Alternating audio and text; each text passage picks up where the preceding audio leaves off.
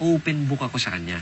Ganon din naman siya sa akin eh. Kung meron man akong gustong makasama habang buhay, pangalawa kay Majay, siya yun, si Nenet. Namiss mo ba ako?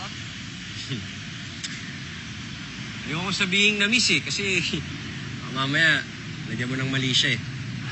Sabihin na natin na-miss ko yung ka-abnormalan mo. Grabe ka naman. Pero alam mo, napapansin ko talaga malungkot ka.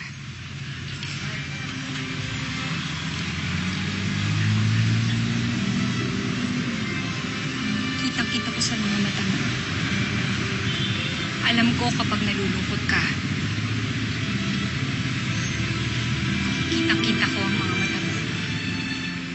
May mata! May mata!